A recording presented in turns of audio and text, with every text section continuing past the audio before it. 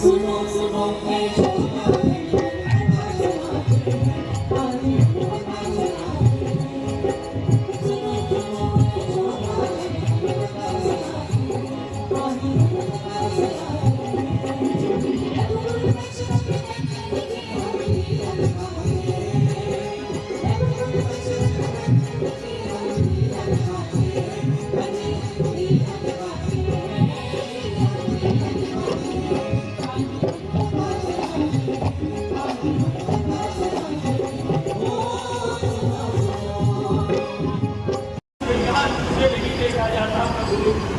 मुझसे नहीं देखा जाता। कभी जिस चीज पर मैंने मुकुट की छटा देखी, फिर आधी रात जिस चीज पर मुनियों की चटा देखी, देखा जाता अब नहीं होता ये श्रृंगार। वापिस चलिए और तो रथ मुक्त तैयार हो गई, आज्ञा की गई थी मन में सरकार विराट के तेरे हृदय गगन में अब वरदानों के गंगा के। चलिए चलिए पहले में चलिए, जनता जीवित हो जाएगी, अपने राजा को सवार वही मुकुट पहनाएगी। हे प्रभु रथ समुद्र तैयार है, आप अयोध्या वापिस लौट चाहिए। प्रभु आप अयोध्या वापिस लौट चाहिए। हमारे पूर्वजों ने बड़े बड़े कष्ट सहन करते हुए भी अपने धर्म का परित्याग नहीं किया। हम भी अपने धर्म का परित्याग नहीं करना चाहते। पिताजी ने आपसे बहुत शुक्र ऐसा कहा होगा, इसलिए आप अयोध्या लौट जाए। पिताजी को धीरज समझाया। सुमन जी जाकर कहना माता कैकेयी से घी के चिराग जलाए हो, हम काटे थे सो निकल गए, भरत से राज चलाए हो। और यह भी कहना माता कैकेयी से हम बेटे हैं, वे मैदानी है, जो कृपा उन्होंने हम पर की है, हम उसके भी आभारी हैं। नहीं लक्ष्मण, ऐसी कटुवानी नहीं बोलनी चाहिए थी। सुमन जी दिल की तख्ती पर छोटों के बचनों को मत लिख देना था। सौगंध राम की वहां पहुंचकर बस इतना कह देना तुम, माता दे आशीर्वाद हमें, हम कुशल सहित घर आएंगे। जब होंगे 14 वर्ष तो दर्शन उनके पाएंगे। एक 14 वर्षों में भी हम क्षण मान उन्हें न भूलेंगे। अपने विचारों के मन मंदिर में श्रद्धा से उनको भूलेंगे। महाराज दशरथ ने चलते समय मुझे ये आज्ञा दी थी, यदि राम और लक्ष्मण अपने प्रण पैदल रहे तो पुत्री सीता को अवश्य लौटा ले आना। पहले ही बेटी को हम वन में रोते देख नहीं सकते, इस पत्ता और कुशाल पर हम सोते देख नहीं सकते, इसलिए इन्हीं को लौटा कर कुछ प्राण दीजिए कौशल को। यह भी अगर की ओर गई तब मरा समझिए कौशल को।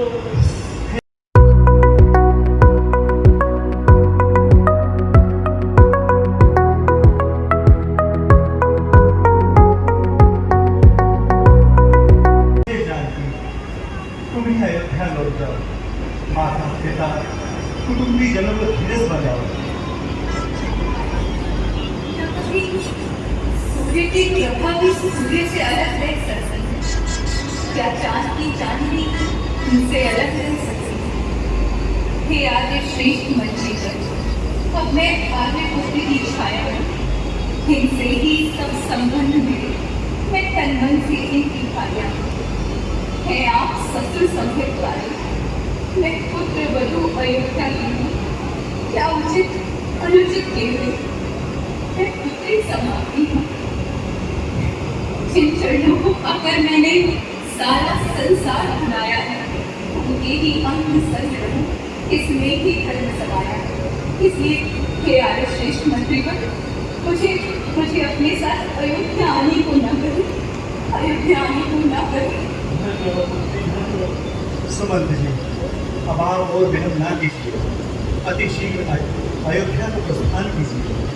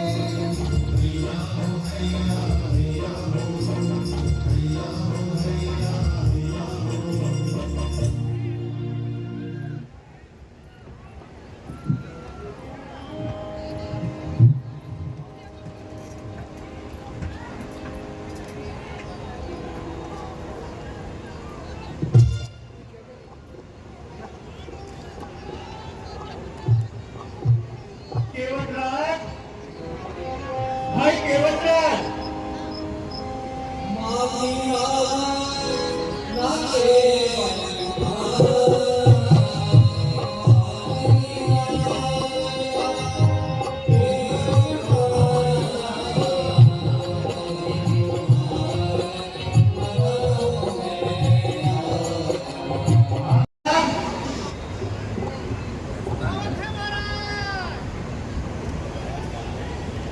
भाई केवलराज, नाव किनारे ले आओ।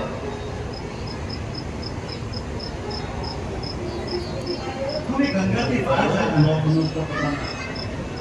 कान में तो क्यों कर रहे हो? आप पूछते हैं तो मैं बताता हूँ। मैंने सुना है कि आपकी पलक में वो जादू है जिसको छूकर एक शिला सुंदर नारी बन गई और आकाश में छूमंतर हो गई। प्रभु मेरी तो फिर काट की नहीं आई, कहीं ये नारी बन गई या छूमंतर हो गई। प्रभु एक का निर्वाह बड़ा मुश्किल से होता है, फिर दूसरी का कैसे होगा? पद कमल धोई चढ़ाई न नाथ मुतराई कहो, मैं राम रावरी राम दशरथ सबक सब साची कहो। बरु तीन मार हूँ लखन पे, तब लगी न पाँव पधार हो, तब लगी न तुलसीदास ना कृपालु पार उतारो। भाई केवलराज, ये कैसी रहस्य भरी बातें कर रहे हैं आप? मैं आपको एक उपाय और बताता हूँ। वो देखो प्रभु, उस घाट पर घुटना घुटना पानी है। प्रभु अब वहां से निकल जाओ, यही घाट से थोड़ी दूर रहे। खाए दिखाए है पगते पग धूरी घरे धरनी कर भाग्य की आए हो। तुलसी अविलंब न हो कुछ, लड़का की भाग्य की आए हो। करू मार के मोहे बिन पग धोए, हे नाथ नाव चढ़ाए हो। भाई केवल, तुम्हारा जिस प्रकार संशय दूर हो वही कार्य करो। यदि आप स्वीकार करें तो एक बिनती और है, मेरा और अपना दोनों का क्यों काम बना ले राजा जी। चलो की रंग पर संशय है, ये रंग खुलवा ले राजा। सेवक की रोजी बनी रहे, बाधाना आपके काम में हो कृपा राम की सेवक पर, सेवक का प्रेम राम में हो। स्वामी स्वामी स्वीकार करें तो अभी कठोरता लाओ में, पहले तुम जांच कठोरते को दुनिया बातों से लाओ में। अच्छा केवल, तुम्हारा जिस प्रकार संशय दूर हो वही कार्य करो।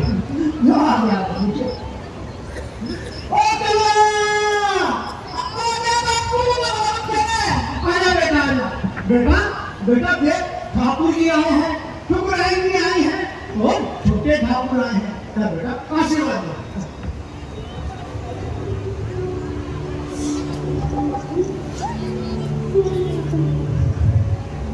देख बेटा, घर में ना टांट में तो लोटा रखा है ना, कटोरा रखा है, वो ले आ। और सुन, संजय अपनी माता जी को भी ले आइयो, सब गाँव वाले को ले आइयो। हाँ आज तो सब कर जाएंगे। लिया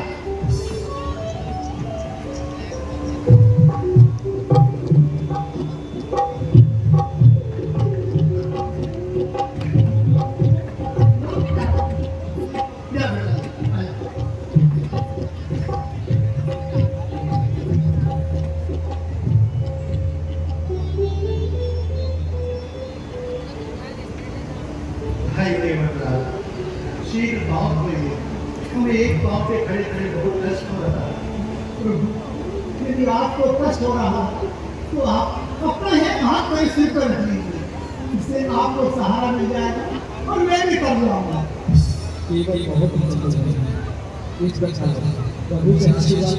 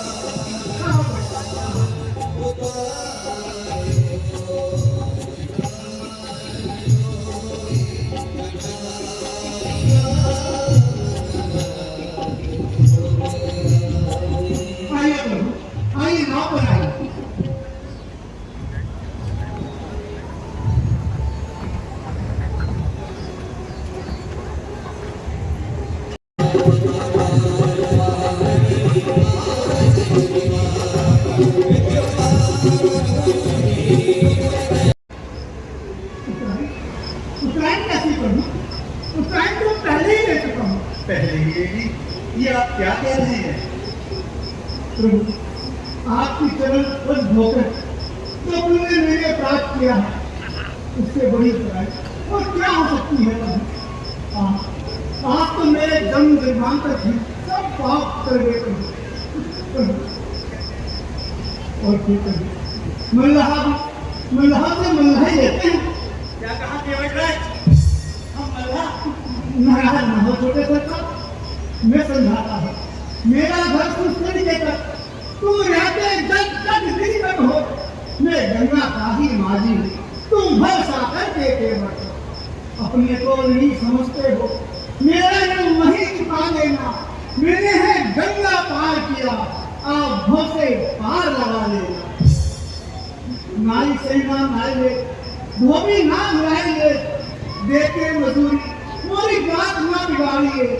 आप जो आए मेरे घर, मैंने उतार दीना है।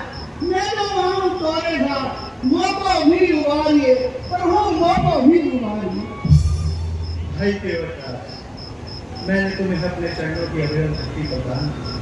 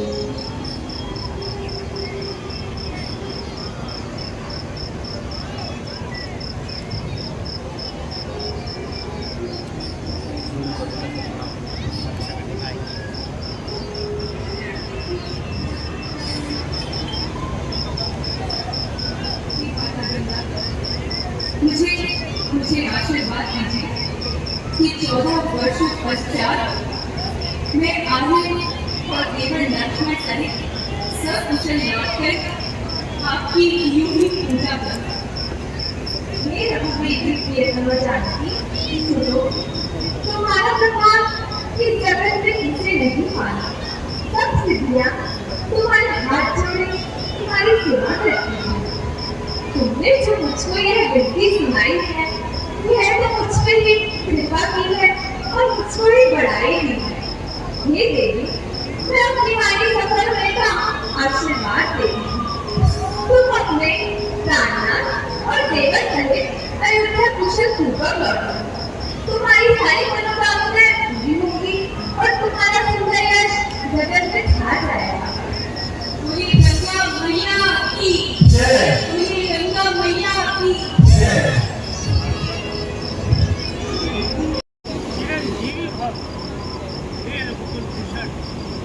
आपने मनों को कैसे सुशोभित किया? हे मुनिवर, पिताजी ने माता केकई को 2 वरदान देने को कहा था। माता केकई ने समय पाकर वो दोनों वरदान मांग लिए। एक में भैया भरत को अयोध्या का राज्य और दूसरे वर में मुझे केवल 14 वर्षों का वनवास। इसलिए माता पिता की आज्ञा का पालन करने के लिए मैं वनों में आया हूँ। मेरे साथ मेरी भार्य सीता और मेरा छोटा भाई लक्ष्मण भी साथ आएगा। क्यों न होगा, तुम रघुवंश की ध्वजा और वेदों का पालन करने वाले हो, फिर तुम्हारी ये माया जान और ये बड़े वेग वाला शेषनाग तुम्हारा साथ कैसे छोड़ सकता है? हे मुनिवर, अपना कल्याण, माता का हित और पिता की आज्ञा और आपके दर्शन, ये सब मुझे वनगमन से ही तो प्राप्त हुए थे। फिर मुझसे अधिक भाग्यशाली और कौन हो सकता है? निसंदेह राम, तुम्हारा वनवास अर्थ, धर्म, काम और मोक्ष चारों को ही देने वाला है। बेटा, यदि तुम ऐसा ना करते तो इस संसार का कल्याण किस प्रकार होगा? मुनिवर, भ्रमण करते करते मैं व्यतीत हो चुका है। अब आप कोई हमें ऐसा स्थान बताइए जहाँ मैं जानकी और लक्ष्मण सहित कुछ दिनों तक विश्राम कर सकूं। हे राम, तुम तो सर्वव्यापी हो, जगत में ऐसा कौन सा स्थान है जहाँ तुम्हारा पास नहीं, फिर भी तुम मुझसे पूछते हो तो सुनो। जो मनुष्य तुम्हारी कथा को सुनते सुनते तृप्त नहीं होगा, तुम उसके हृदय में वास करो। जिस मनुष्य की जिह्वा तुम्हारे गुणों का बखान करते करते थकेगी नहीं, तुम उसके हृदय में वास करो। जो दूसरे के धन को पत्थर और दूसरे की स्त्री को माता समझे, तुम उसके हृदय में वास करो। जो काम, क्रोध, लोभ और मोह छोड़कर तुम्हारे श्री चरणों में आ जाए, तुम उसके हृदय में वास करो। मुनिवर, इन बातों को छोड़िए और केवल संसारिक दृष्टि से रहने के लिए कोई स्थान बताइए। हे राम, तुम चित्रकूट पर्वत पर जाकर निवास करो। वहाँ का वन अति सुंदर है। मंदाकिनी का निर्मल जल बहता है। हाथी, सिंह, हिरण, अन्य सभी जीव जंतु स्वतंत्रता से विहार करते हैं और अनेक ऋषिगण आत्म कल्याण की साधना में लीन रहते हैं। तुम्हें वहाँ बहुत आनंद आएगा राम। अच्छा मुनिवर, अब हमें आज्ञा दीजिए। हे राम, तुम्हारे दर्शन पाकर मैं कृतार्थ हुआ, मैं कृतार्थ हुआ।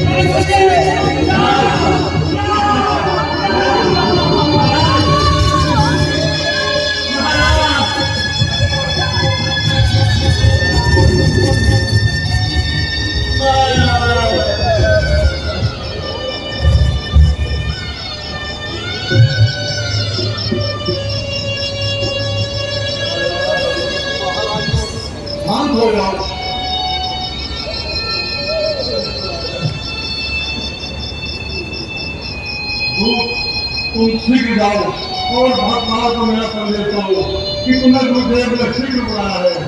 इसके अलावा और न कहना। सुमंत जी, काश की नाव में तेरे बाबा का महाराज का पार्थिव शरीर रखवा दीजिए। जो आप बोले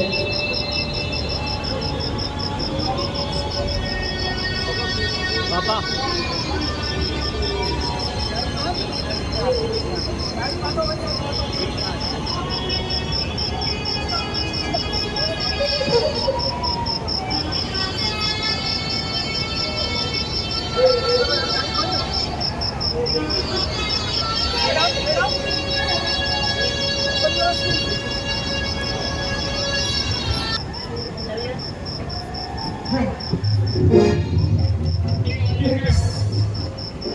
कितना भयंकर स्वप्न। मुझे राम, लक्ष्मण और माता जानकी घरों को जा रहे हैं। बहुत सी गलियों में धूल उड़ रही है। नहीं, ऐसा नहीं हो सकता। भरत के राम भरत को छोड़कर नहीं जा सकते। यदि ऐसा हो गया तो इस संसार में भरत को पार लगाने वाला कौन रह जाएगा। भरत की दुनिया में तो अंधेरा ही अंधेरा छा जाएगा। नहीं, ऐसा नहीं हो सकता। शत्रुघ्न, शत्रुघ्न।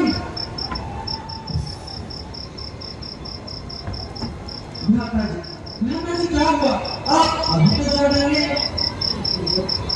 आज हमने एक बहुत भयंकर स्वप्न देखा जो हमारे प्राण खींचे ले जा रहा था।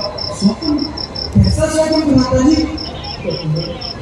हमने देखा ये राम लक्ष्मण और माता जानकी अयोध्या छोड़ कर लोग बावलों की तरह उनके पीछे दौड़े भागे जा रहे हैं। हवस की गलियों में धूल उड़ रही है। फिर क्या हुआ माता जी? फिर हमने एक की बात देखी। हमने देखा कि जब हम अयोध्या जाते थे तो अयोध्यावासी हमारा फूलों से स्वागत करते थे, परंतु शत्रुघ्न इस बार उन्होंने हमारा फूलों से नहीं आंसुओं से स्वागत किया। लोगों की उंगलियां हमारी ओर उठ रही है। लोग कह रहे हैं यही है इन सब मूल संकटों का कारण यही है। हाँ, कितना भयंकर स्वप्न था। नहीं भैया, स्वप्न की बात तो निर्मूल होती है और उस पर विश्वास करना हमारी भूल है। परंतु शत्रुघ्न इस स्वप्न में तो हमारा हृदय ही तोड़ दिया।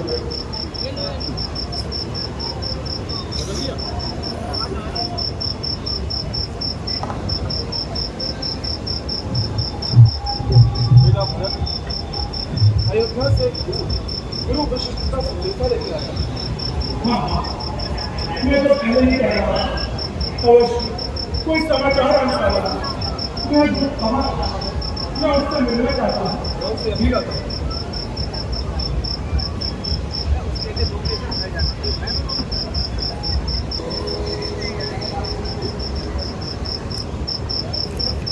महाराज आपको देखने आया है।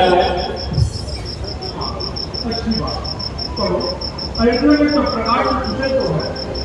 महाराज गुरुजी का आदेश है कि आपको तुरंत करके इसके अतिरिक्त और कुछ ना हो। ठीक, अच्छा मामला। अब आप रथ तैयार करवा दीजिए और हमें जाने की आज्ञा दीजिए।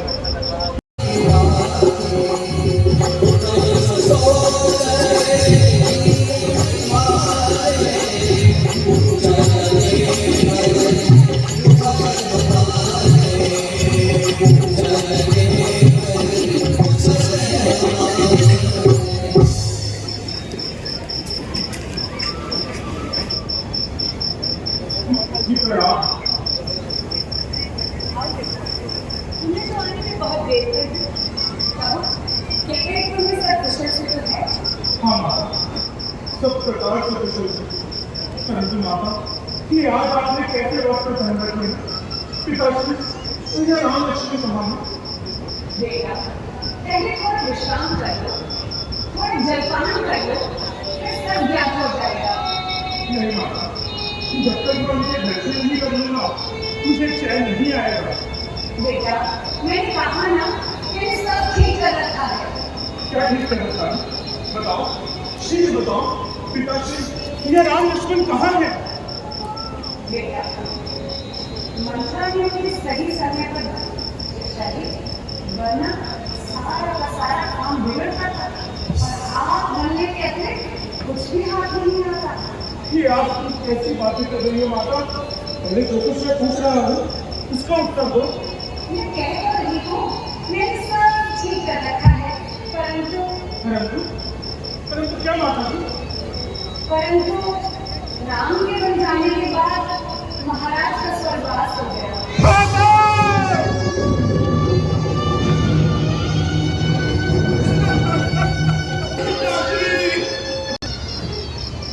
चलत न देखन पाया हूँ तो ही तात न राम ही सोपे मोही। पिताश्री, आप तो अंतिम समय में मुझे भैया राम के हाथों में सौंप कर नहीं गए। विधाता एक कैसा दुर्दीन दिखाया है। अंतिम समय में पिताश्री के दर्शन भी नहीं कर सका। करेगा कौन अब संसार में यो मानता मेरी? खुदा कौन लेगा आपके पीछे पिता मेरी? बेटा, मंत्रा जीवन तो विधाता के अधिकार में है। परंतु माता जी, पिताजी का प्राण कैसे त्यागे? क्या कुछ लोग हो गया था? नहीं, राम के वियोग में कुछ पागल से हो गए थे। बस राम राम रटते रटते स्वर्ग से डाल गए। क्या कहा माता? राम का वियोग? राम कहाँ से ले गए? राम का बन जाना ही तो उनकी मृत्यु का कारण बना बेटा। राम का बन जाना? तुम कैसी बातें कर रहे हो माता? और लक्ष्मण तीनों में जाना स्वीकार किया और तीनों में जाने के बाद ही महाराज का स्वर्गवास हो गया। हाँ, सर्वनाश, सर्वनाश। मुझे राम के बन जाते समय किसी ने भी उनका साथ न दिया और अकेले ही मत चले गए। हाँ ना बेटा, जानकी और लक्ष्मण ने भी उनके साथ जाना स्वीकार किया और बस तीनों के जाने के बाद ही महाराज का स्वर्गवास हो गया। वाह वाह माता जी वाह, ये तो आपने बड़ा ही सुंदर कार्य किया। धन्य है माते आपको, धन्य है। हाँ बेटा, मैं यही तो सुनना चाहती थी। आओ, महाराज की मृत्यु का दुख भूलकर निश्चिंत होकर राज्य संभालो। राज, जिस राज्य ने तुझे अंधा कर दिया, जिस माया ने तेरी आंखों पर पट्टी बांध दी, जिस मोह ने तुझे पागल कर डाला, क्या मैं भी इस राज्य के चक्कर में पड़ अपना कर्तव्य भूल जाऊं? मुझे तो राज्य तेरा पाकर विष के बराबर है।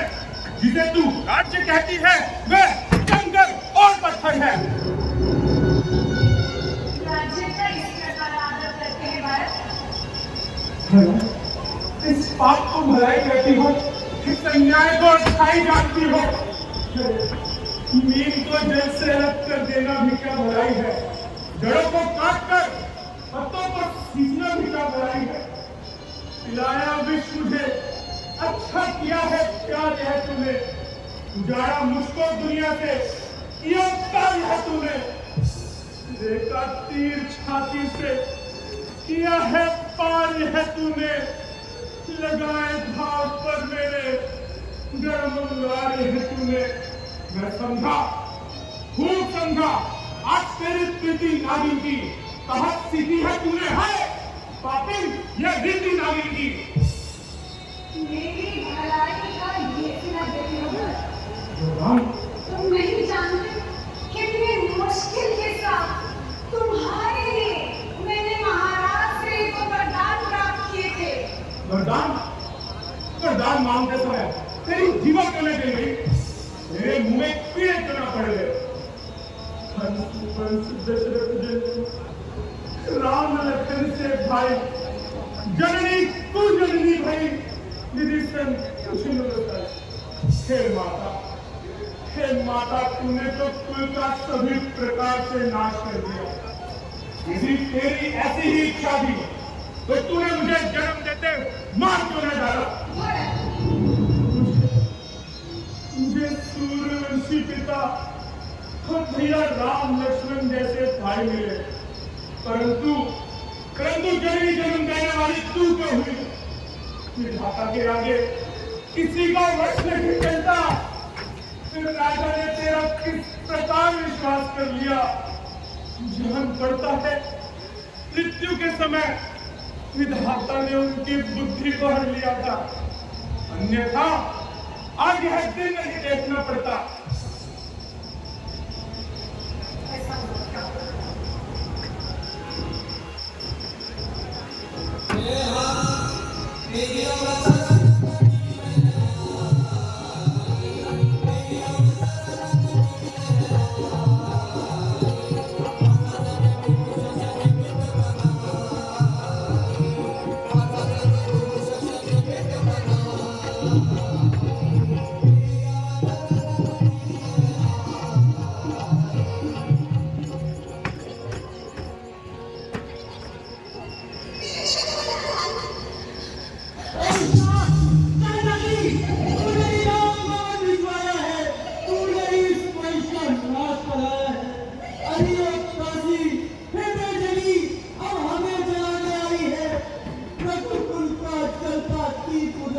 अब आज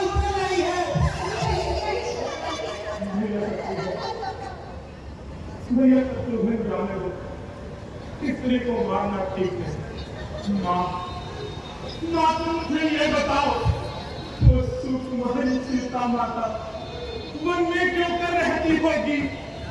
कैसे वो शायद बड़ी धूप सिर पर अपने सहती होगी? दिन में कच्ची पहाड़ों पर चल अत्यंत विकल होती होगी। नदी में सूखे पत्तों पर या कांटों पर सोती होगी। इतने दुख पर ये वज्र गिरा, छोड़े हैं प्राण पिताश्री ने, क्या यही देखने को डाला न जीवन पुष्ट भागी ने। शत्रुघ्न किनारे सरयू के मुझको भी तुम बता देना।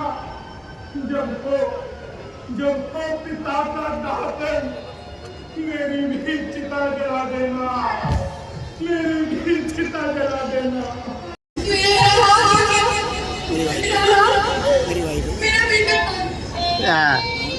नहीं माता,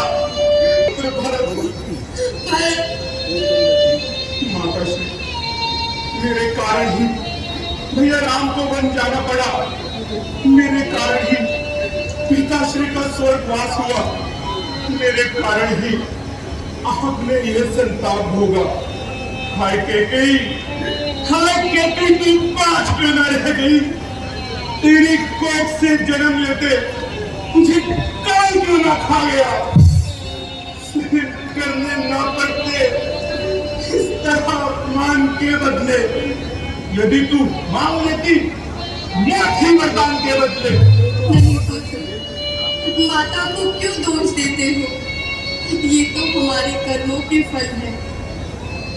ठीक है माता जी, आपको मुझ पर अवश्य संदेह होगा और होना भी चाहिए, परंतु मैं आपको कैसे समझाऊं? समझेगा जगत भरत ने ही सारा नाट्य रचाया है। उसने ही राज हेतु को भड़काया है। भाया हो कभी स्वप्न में भी माता ने कपता चाह मुझे, तो जितने दंड विश्व में है सब सह मुझे, स्वीकार मुझे। नहीं पुत्र, मैं जानती हूँ भरत राम निज भक्ति को कभी खो नहीं सकता। मुझे सपने में भी तुम पर संदेह कभी हो नहीं सकता।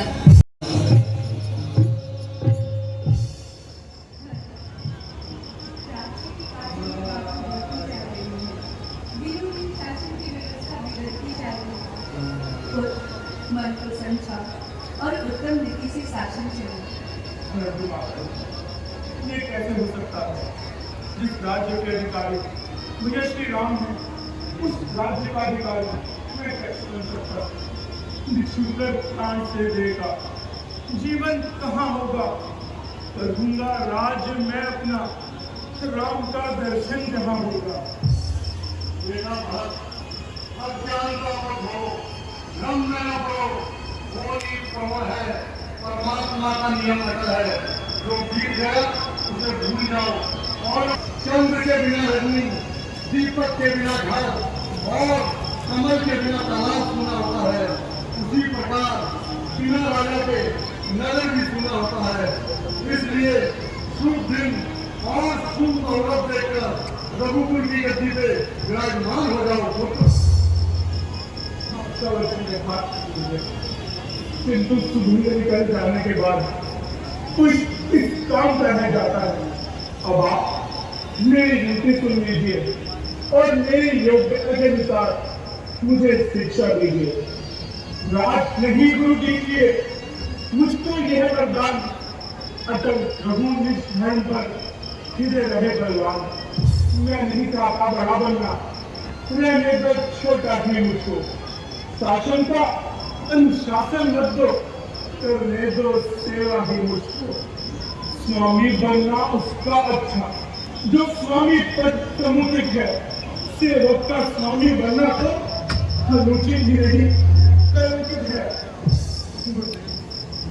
पिताजी स्वर्ग में है, मेरा राम लक्ष्मण और माता जानकी वनों में, और आप मुझे राज्य देकर मेरा कल्याण समझते हैं। मेरा कल्याण तो प्रभु श्री राम की चाकरी में है। बेटा, तुम्हारा ये वचन नीति के अनुसार है, किंतु ये तो सोचो, दीन प्रजा को कितना भार है, उमड़ता ही रहेगा शोक का प्रवाह जनता का, न होगा राज शासन के बिना निर्वाज जनता का।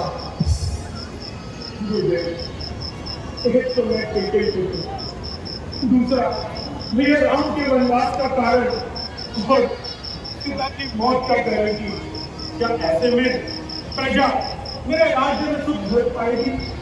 यदि मैं इस राजगद्दी पर विराजमान हुआ तो ये पृथ्वी रसद तल में चली जाएगी। किंतु राम को वन से आने वाले नहीं है गुरुजी। मैं हाथ जोड़ूंगा, मैं पैर पड़ूंगा, चरणों में सिर धरूंगा, क्या उन्हें तब भी दया नहीं आएगी? वे दयालु हैं, दुखी वाले आएंगे मुझे। तो तुम राम के पास जाकर नहीं मानोगे तो? नहीं, जब तक प्राण है तब तक नहीं। ठीक है, वन चलने की तैयारी करो। आज हमें भली प्रकार से ज्ञात हो गया कि तुम राम के सच्चे भक्त हो। मैंने देखा कि भैया खड़क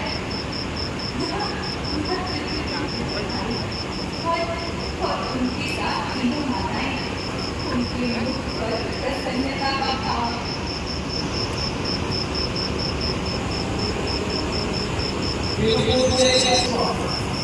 आपके पीछे बुराई का कहना, ये सेवक समय पर दिखाई रहा है, तो मैं सेवक नहीं हुआ। मैं आयुष्य इलाका दो, रात धन ढूंढने में अन्याय न्याय पर करता है, कि कैसे होली दुनिया में ऐसे ही दिल चल रहा। मैं कई की करतूतों से क्या दुख है रात छूटने का, पूछे हुए राजपूतों से। हे नाथ रोकते रहे जरा, पर आज रोकना नहीं थे। शोभन नाथ को है मेरी, इस समय रोकना नहीं थे। यदि पुत्र सुमित्रा का हूं मैं, तो उसका गर्व बिगा दूंगा, तो बुराई शर्म है मैं, पृथ्वी पर उसे सुना दूंगा। लक्ष्मण भरत जैसा भाई नहीं है। ब्रह्मा और शंकर का पद पाकर भी उसे मत नहीं हो सकता।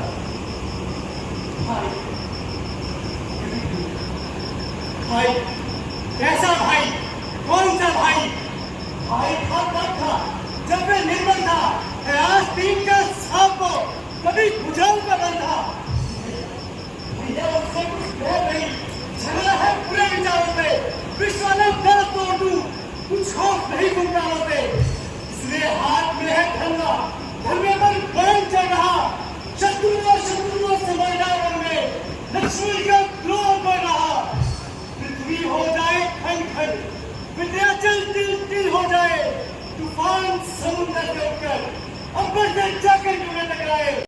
मेरा भारत, मेरा भोला भारत, पीछे खून में सना हुआ, नहीं पाओ, भैया कहता आवाज़ भारत बर्बाद, सुमित्रा नंदा चला भारत बर्बाद, मोटे को मेरा भोला भारत,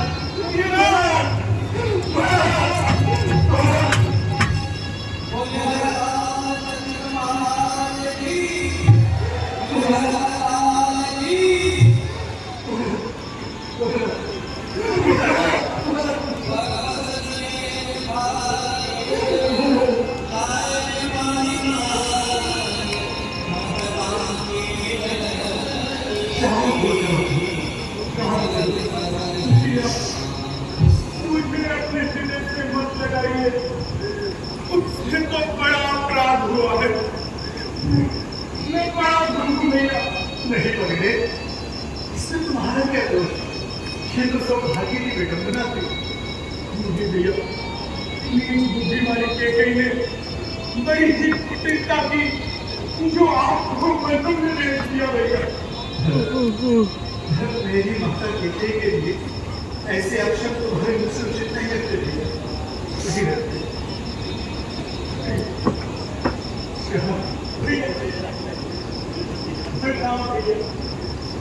लक्ष्मण मैं तुम्हारे प्रणाम योग्य नहीं हूँ।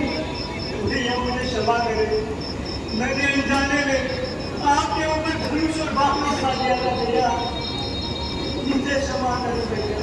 तुम्हें कान खिलाया कि नहीं लक्ष्मण रहेगी भैया, पापी का नुकसान हो जाता।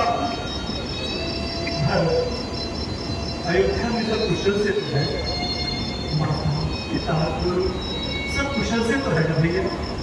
भैया आपके मन में आने के पश्चात दक्षिण का स्वर्गवास हो गया भैया।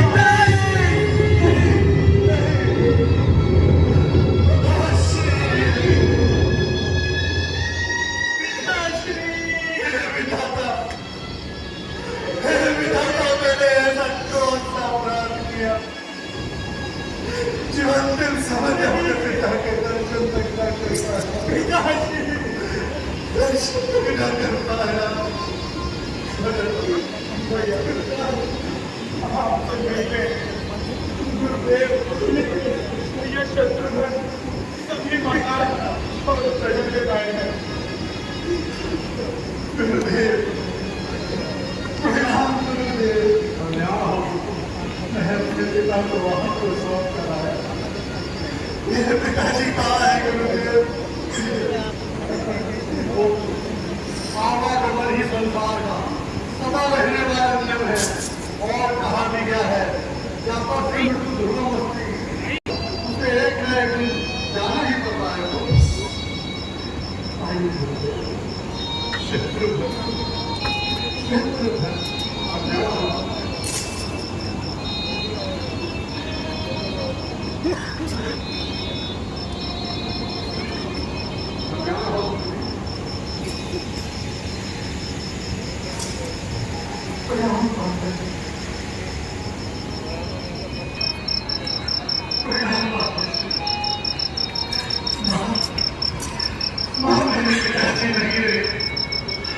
मुझे आपकी ममता का सहारा है। मुझे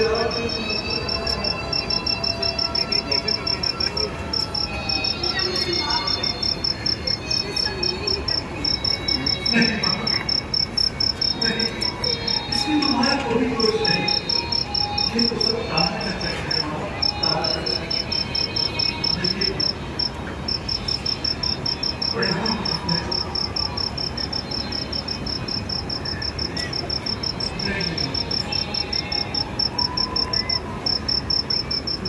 इनसे मतलब दूसरे वाले हम नदी तो पानी की लहर का मिल प्रयास करते हैं, इसलिए सौ का त्याग कर मनोकाल पिता को फक्र भी बोलना नहीं, इसलिए पवित्र मंदिर मीडिया तक पर पिता के नेतृत्व को जो आप कहते हो।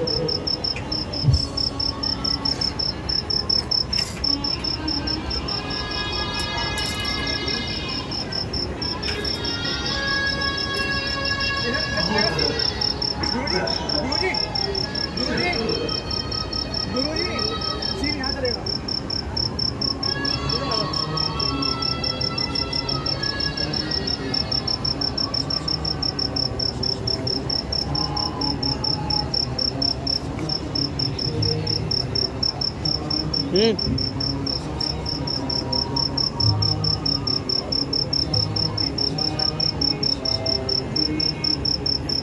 पिताजी, आप जिस रूप में भी है, मेरा प्रणाम स्वीकार कीजिए।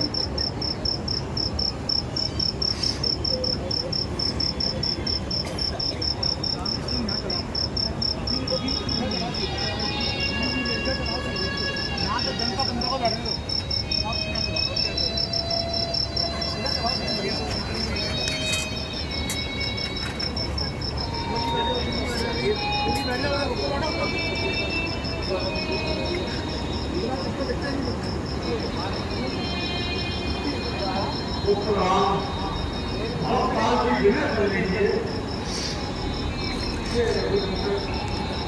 रघुकुल भूषण रघुपति रघुनायक रघुराय मेरे भारत शरणागत चलिए यह भव गए भाई माता से जो अवकाश हुआ मैं उसका पश्चाताप उन्हें खाए जाते हैं दिन पर दिन।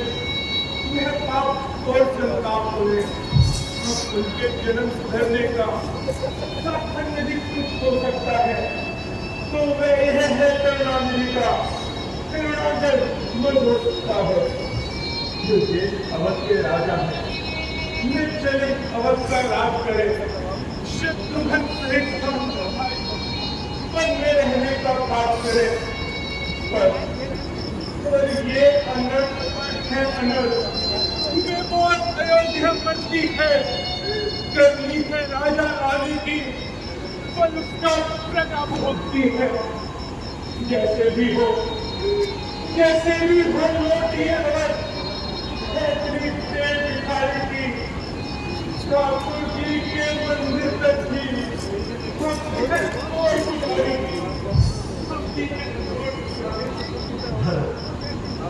तुमने जो कुछ कहा बहुत सुंदर कहा, परंतु हम तो माता पिता की आज्ञा का पालन करने के लिए वनों में आए हैं। फिर मैं क्षमा करूं किसे? माँ को जो स्वयं निष्कलंकिनी है, अपने चारों पुत्रों की वो जगदम्बा जन्म करनी है। फिर वनवास को हमें अच्छे मार्ग की ओर ले जा रहा है।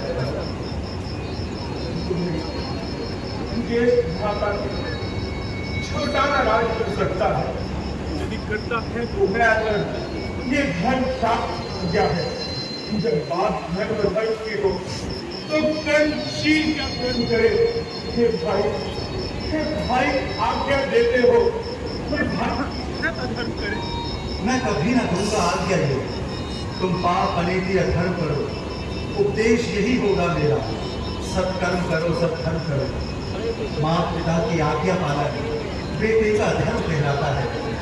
यदि ये आज्ञा त्यागी जाए तो ये अधर्म हो जाता है। जब बात धर्म अधर्म की हो तो कर्मशील क्या कर्म करे। ये भाई आज्ञा देते हो कि भाई राम अधर्म करे।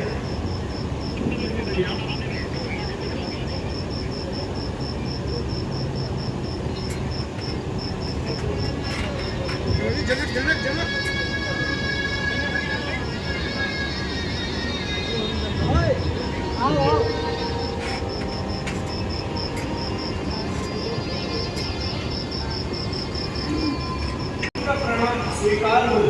मैं मिथिलेश्वर महाराज जनक जी का सेवक हूँ। महाराज को यहाँ के सारे समाचार ज्ञात हो गए हैं। अब वह महारानी सहित मंदाकिनी के तट पर पहुँच गए हैं। मुझे सूचना देने के लिए आपके पास भेजा है। राम लक्ष्मण महाराज शत्रुघ्न आप जाए और महाराज को सम्मान पूर्वक में है।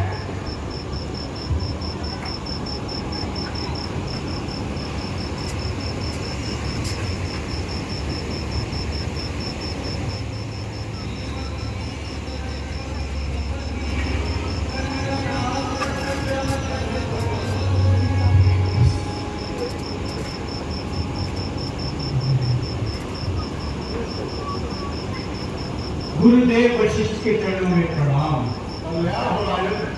गुरुदेव अयोध्या के साथ साथ मिथिला भी शोक में डूबी हुई है।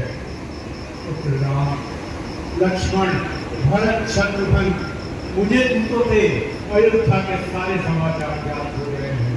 पुत्र राम, अन्य हो जो पिता की आज्ञा को मानकर 14 वर्षों के लिए वनों में आ गए।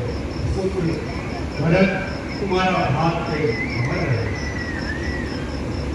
अब महाराज जनक आ गए हैं, हमें पूरी आशा है कि वो सारी स्थिति को संभाल लेंगे। भरत का भाव प्रेम और राम का धर्म पालन भाई अपने अपने तौर पर अटल है। महाराज, आप मेरे पिता करते हैं, आप ही मेरे धर्म की रक्षा करें। आप जो भी मुझे आज्ञा देंगे मैं उनके रूप में उसका स्वागत करूँगा। आप राजा भी हैं और ऋषि भी।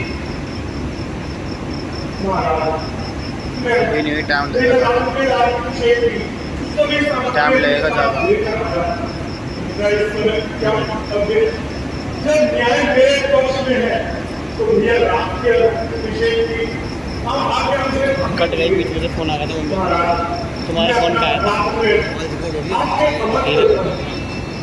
बस राम बस भरत, आप दोनों में महान कौन है, इसका निर्णय तो ब्रह्मा भी नहीं कर सकते। मैं तो एक साधारण मनुष्य हूँ। इस दुष्कर निर्णय के लिए मैं अपने आप को भगवान आशुतोष के चरणों में समर्पित करता हूँ। भगवान जैसा उचित समझे वैसे ही प्रेरणा मुझे दे। पुत्र राम, अपने धर्म पर तुम्हारी दृढ़ता को देखकर आज स्वर्ग के देवता भी नतमस्तक हो रहे हैं। धर्म से बढ़कर कुछ नहीं, किंतु प्रेम की एक अलग परिभाषा है। फिर वही प्रेम जब अपनी पराकाष्ठा में भक्ति का रूप धारण कर लेता है, उस समय भगवान भी अपने भक्त के आगे हाथ आगे खड़े रह जाते हैं। इसलिए आज भरत का प्रेरणाधारी है। भरत का प्रेम निस्वार्थ और निश्चल है। तुम्हारे प्रेम की जीत हुई भरत, किंतु याद रखना प्रेम का भी एक नियम है, विधान है। प्रेम की असली शक्ति उसके निस्वार्थ होने में है, और जब वो निस्वार्थ होता है तो वो किसी से कुछ नहीं मांगता। अब तू अपने प्रेमी को कुछ देना चाहता है, उसकी प्रसन्नता और सुख के लिए सब कुछ लुटा देना चाहता है। अब तुम स्वयं ही निर्णय लो कि तुम अपने राम के लिए क्या दे सकते हो। महाराज, प्राणों से बढ़कर कोई चीज नहीं। मैं अपने भैया राम के लिए अपने प्राण दे सकता हूँ। प्राण देना आसान है भरत, किंतु कभी कभी अपने प्रेमी के लिए जीना कठिन हो जाता है। तुम श्री राम के चरणों में बैठकर स्वयं उन्हीं से पूछो कि उनकी प्रसन्नता कितनी है, और जैसा वो कहे उसे ही प्रेम की पूजा समझकर करो। महाराज, अब तक मैं केवल अपनी आँख से आपने मुझे जताया, इसके लिए मैं जन्म से मात्र आपका आभारी रहूंगा। भैया आज्ञा दो, क्या करें? जीतने वाले नीचे नहीं बैठा करते थे। जो राज्य तुम मुझे देने आए थे, मैं उसे स्वीकार करता, परंतु पिताजी का वचन झूठा ना हो, इसलिए तुम अयोध्या में रहकर राजपाट को देखो। आर्य सुमन, गुरुदेव वशिष्ठ राजपाट को संभालने में तुम्हारी मदद करेंगे। मैं पिता की आज्ञा का पालन कर 14 वर्षों के पश्चात अयोध्या लौट आऊंगा और तुमसे अपना राज्य ले लूंगा। बोल भी नहीं करता आपने। प्रेम किया है तो बिन बोल दिख जाओ घर, और अयोध्या को प्रस्थान करो। मेरे जाते समय मैं आपसे पूछूं तू मेरे प्राण मांग ले भरत। भैया, आप मुझे अपनी ये चरण पादुकाएं दे दें। मैं इसे और इसकी प्रेरणा में राज्य संचालन का कार्य करूं। अच्छा भरत। लक्ष्मण जी भैया, मेरी चरण पादुका लेकर आओ। जो आज्ञा।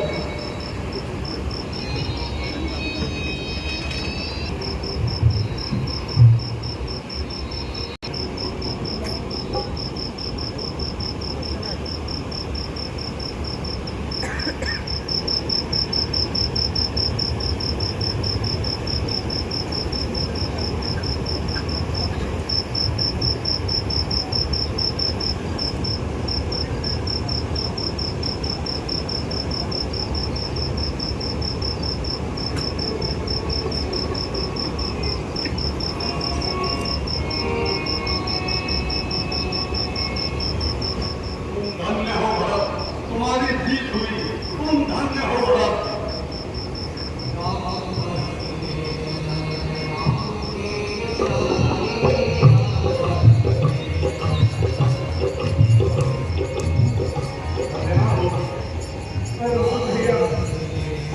याद रखिएगा, यदि आपने 14 वर्षों के पश्चात एक दिन भी अधिक व्यतीत किया तो इस भरत को